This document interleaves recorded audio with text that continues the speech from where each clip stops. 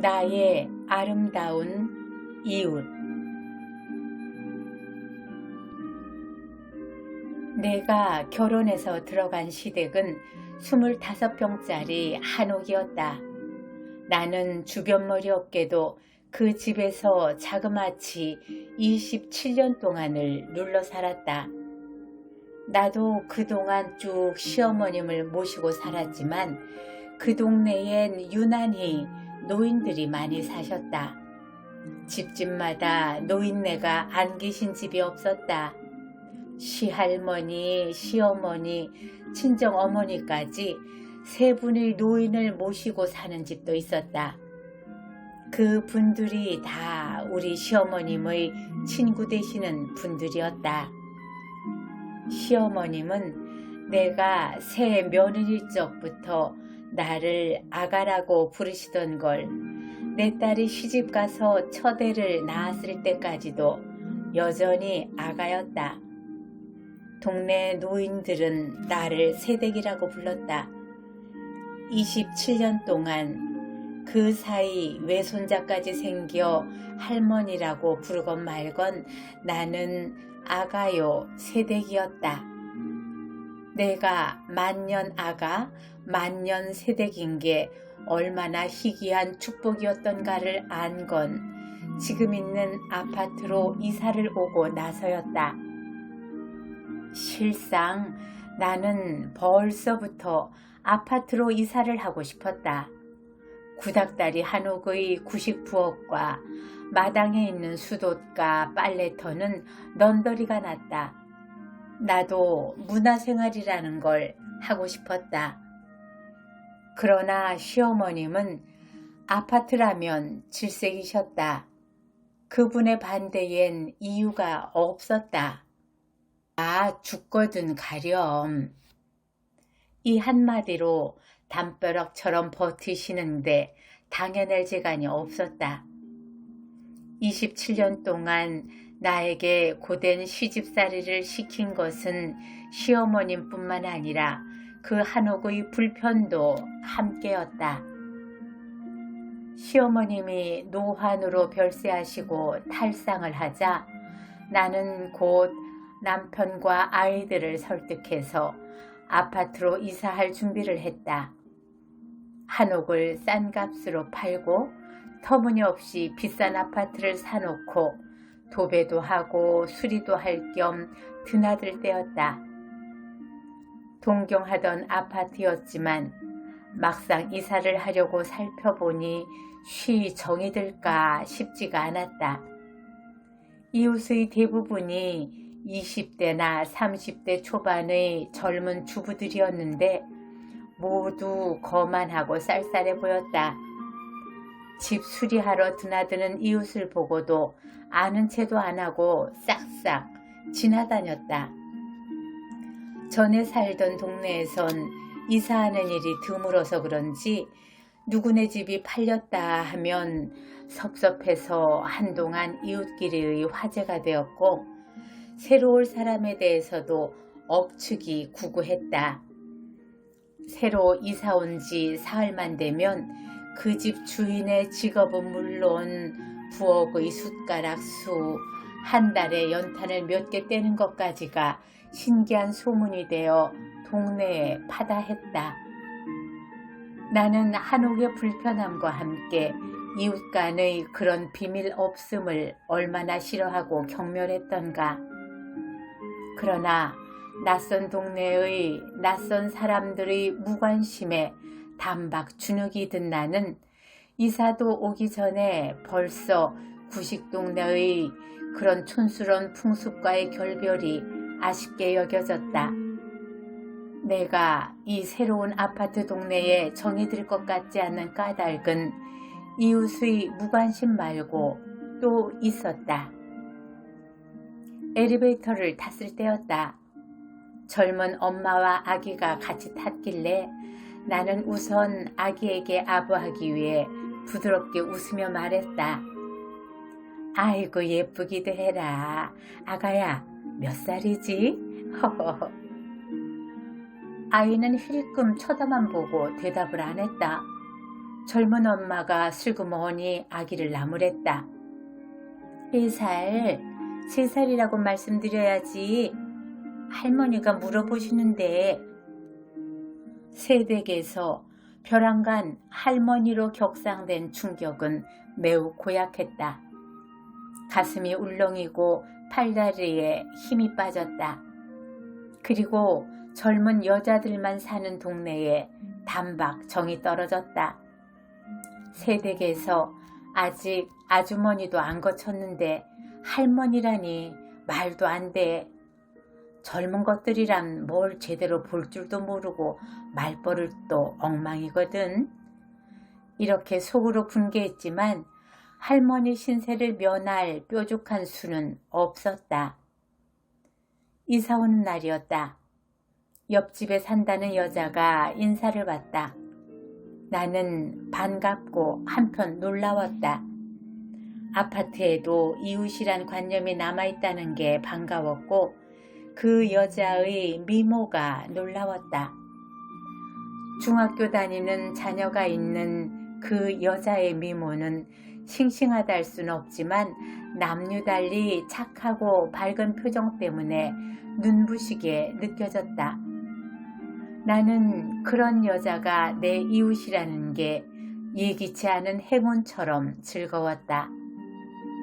처음 해보는 아파트 생활이라 공연히 불안하다가도 벽 하나 사이로 그 여자가 이웃에 있다고 생각하면 슬며시 마음이 놓였다. 가끔 그 여자의 어린 딸이 치는 서투른 피아노 소리가 들리는 것도 즐거웠고 큰 아이들이 큰 목소리로 씩씩하게 싸우는 소리가 들리는 것도 싫지 않았다. 요컨대 절대적인 단절을 보장해 주리라고 알았던 두터운 콘크리트 벽이 인기척을 전해주는 게 반가웠던 것이다. 나는 그 여자와 특별히 친하게 지내지는 않았지만 이웃을 잘 만났다고 생각했고 그 집 아이들을 보면 남달리 정을 느꼈다. 언젠가는 길에서 그 여자를 보았는데 몸이 안 좋아 병원에 갔다 오는 길이라고 했다. 그러고 보니 많이 수척해진 것 같았지만 얼굴엔 여전히 그 착하고 밝은 미소가 가득했다. 그 후 달포쯤 지나서 반상회 날이었다. 그 여자가 위암으로 수술을 받았다는 소식을 들었다. 그 몸과 마음씨가 함께 고와 보이는 이가 암이라니. 지금까지 살아오면서 무쇠처럼 튼튼한 이가 몹쓸 병마에 붙들리는 것도 적잖이 보아왔고 어제 헤어진 이의 부음을 오늘 아침에 듣는 일조차 겪어봤지만 이렇게까지 마음 아파 보긴 흔한 일이 아니었다. 아무리 인정사정 없는 게 병이라지만 그 착하고 밝은 미소를 앗아가려는 건 참을 수가 없었다. 나는 그날 밤 잠을 잘 못 이루었다. 제발 그 아름답고 착한 이가 오래 살게 해주소서. 그날 밤도 그 이후에도 나는 그 여자 일이 걱정될 때마다 이렇게 간절하게 빌었다. 그 여자가 퇴원했다는 소식을 듣고도 바로 문병을 가지 못했다. 용기가 없었다. 아무리 심성이 밝고 고운이지만 암과 싸우기 위해선 독하고 험한 얼굴을 하고 있을 것 같았고 그렇게 변한 그 여자를 보는 게 겁이 났다. 차라리 안 보고 아름다운 이로써 길이 기억하고 싶었다. 그러다가 같이 문병 가자는 딴 이웃들의 권고를 받고 비로소 그 여자를 보러 갔다. 그 여자의 병상은 내가 멋대로 상상하고 겁을 낸 것처럼 그렇게 참담한 게 아니었다. 건강할 때보다 많이 수척해 있었지만 건강할 때보다 한층 착하고 밝은 표정이었다. 건강할 때의 그 여자의 밝음이 눈부신 거였다면 병상의 밝음은 고개가 숙여지는 거였다. 그렇다고 그 여자가 자신의 병명을 모르고 있는 게 아니었다. 그 여자는 화사하게 웃으면서 말했다. 요샌 우리 큰애가 대학교 갈 때까지만 살게 해주십사고 열심히 기도하는데 너무 과하게 욕심 부리는 건 아닌지 모르겠네요. 그 집 큰애는 고등학교 1학년이라고 했다. 그런데 과욕이라니. 나는 적어도 내 첫손자가 장가드는 것까지는 보고 싶다는 평소에 내 과욕이 부끄러워서 얼굴을 붉혔다. 그리고 문득 암처럼 고약한 게 정말 두려워하는 건 목숨에 대한 강렬한 집착이 아니라 저런 해맑은 무욕이 아닐까 하는 생각이 들었다. 그러자 희망이 생겼다. 그 여자가 암을 극복하고 살아날 수 있을 것 같은 내 예감이 들어맞으려나 보다. 그 여자는 요새 만날 때마다 좋아지고 있다. 어제는 커다란 시장 바구니에 과일을 가득 사가지고 씩씩하게 걸어가는 그 여자와 만나기도 했다. 아직도 창백했지만 백합처럼 고왔다. 그 여자는 알까?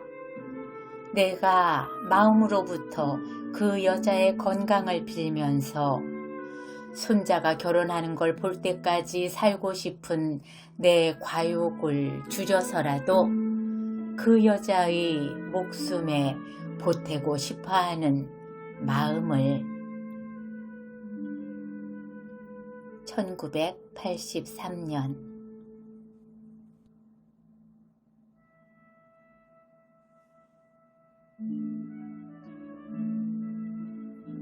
유치원 뜰에서의 소원.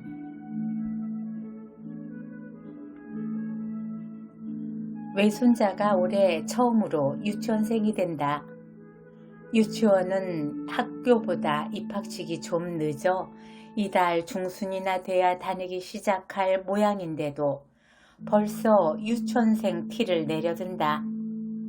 어린 것도 수속을 끝마치자 곧 소속감을 느끼는 것 같다. 어디 다니지? 하고 물으면 웃음이 비적비적 비어져 나오는 입으로 목청껏 유치원 이름과 반 이름을 댄다. 녀석의 반은 민들레 반이라나? 나도 녀석한테 민들레 반 소리를 처음 들었을 때는 비적비적 비어져 나오는 웃음을 참을 수가 없었다. 아직 젊은 엄마였을 적 처음 중학생이 된 아들의 모습이 떠올랐다. 그때만 해도 중학생이 되자마자 머리를 빡빡 깎았고 모양보다는 오래 입힐 요랑부터 하고 산 새까만 교복은 온몸에서 헐렁하게 겉돌아서 도무지 볼품이라곤 없었다. 그래도 나는 교복에서 반짝이는 금빛 단추가 꼭 민들레꽃 같다고 생각하면서 소녀처럼 가슴을 울렁거렸었다. 지금까지도 그때 생각만 하면 쉽사리 명랑해지는 버릇이 남아있을 만큼 그때 내 마음속에 피어난 민들레꽃은 곧 기쁨이요 희망이었다. 그때는 시장 갔다 오는 길을 좀 돌아서 손자가 장차 다닐 유치원 마당을 괜히 한번 서성이 다가왔다. 아직 입학식이 있기 전이라 유치원 안에선 아무런 인기척도 들리지 않았다. 혹시 누가 이때도 할 말이 있는 것도 아니었다. 나는 마당에 있는 빙빙 돌아가는 놀이터를 손으로 돌려보았다. 겨우내 쉬느라 녹이 슬었는지 삐끄덕 소리를 내면서 힘겹게 돌아갔다. 유치원에선 무엇을 가르칠까? 막연히 불안했다. 나는 아이를 여럿 길렀지만 유치원 경험은 하나도 없다. 유치원 못 보낸 걸 유감스러워하기보다는 가끔 주책 없게도 자식 자랑이 하고 싶을 때는 유치원 안 보내도 공부만 잘하더라고 으스댈 정도로 그걸 자랑스러워하기까지 했었다. 손자를 유치원 보내는 걸 말리진 않았다. 예전처럼 형제가 많지 않으니 또래끼리 사랑의 방법을 익힐 만한 데를 가정 밖에서 구하는 건 어차피 불가피한 일로 여겨졌기 때문이다. 나는 내가 유치원에서 바라는 게 또래끼리의 어울리는 법과 공중도덕, 어린이다운 예절 등 극히 소박한 사람 노릇의 초보일 뿐이라는 게 되레 불안했다. 더 많은 걸, 더 지나친 걸 가르칠까 봐서였다. 사랑을 가르치기 전에 적의를, 화해를 가르치기 전에 경쟁을, 공중도덕을 가르치기 전에 이기는 편법을, 신발을 바로 신는 법을 가르치기 전에 알파벳을 먼저 가르칠까 봐서였다. 유치원들은 동네 아이들에게 개방된 듯 두 아이가 손을 잡고 들어왔다. 아직은 겨울 날씨여서인지 아이들은 둘 다 두꺼운 털코트를 입고 얼굴엔 마스크를 하고 있었다. 어린이의 순결한 눈동자를 무엇에 비길까? 마스크 때문에 얼굴이 거의 다 가려지고 눈빛만 강조된 그 아이들의 표정은 흡사 등불 같았다. 나는 아이들에게 말을 시키고 싶었지만 적당한 말이 떠오르지 않았다. 너 여자니 남자니? 이렇게 물으려다 말고 그 질문의 어리석음에 스스로 질려서 입을 다물었다. 아이들이 그네를 탔다. 그네도 겨우내 쉬었는지 삐그덕 소리가 났다. 그러나 곧 그 삐그덕 소리조차 새소리처럼 즐겁고 경쾌해졌다. 아이들도 몸에서 열이 나는지 코트를 벗고 마스크도 벗었다. 마스크를 벗은 아이들의 볼은 너무도 예뻤다. 그때까지도 나는 그 아이들이 그렇게까지 예쁘게 생긴 아이들인 줄은 몰랐다. 흡사 과수에 매달린 채 구질구질한 봉지를 뒤집어 쓰고 있던 농익은 과실에서 봉지를 꺼냈을 때처럼 그 아이들의 아름다움은 놀랍도록 싱싱하고 새삼스러웠다.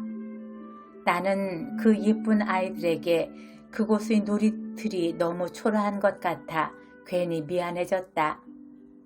놀이틀은 겨울 동안 녹슬고 먼지 앉아 아이들의 몸과 옷을 더럽혀줄 뿐 아니라 안전까지 위협할지도 모른다는 방정맞은 생각도 들었다. 놀이틀뿐 아니라 유치원 안의 시설도 그 옆의 국민학교 시설도 눈에 보이는 시설뿐 아니라 눈에 보이지 않는 이 땅의 제도나 풍습도 그 아이들에 비해선 어딘가 미덥지 못하고 부실해 보였다. 아이들의 아름다움이 곧 최상의 것을 가질 자격처럼 보이니까 모든 게 다 부족해 보일 수밖에 없었다. 아이들을 보고 있을 때처럼 우리나라가 참으로 잘 돼야 할 텐데 하는 나라 근심이 기도처럼 순수해질 적도 없다. 우리의 발전이 놀랍고 앞으로 잘 되리란 칭송은 나라 안팎에서 자자하지만 그런 소리 중엔 얼마든지 아첨꾼이나 이해에 얽힌 장사꾼의 소리도 섞여 있을 수 있다. 하지만 아이들은 예나 지금이나 임금님은 벌거숭이 라고 외칠 수 있는 겁없는 정직성을 지녔다고 생각할 때 한결 더 아이들 눈치가 보인다. 1985년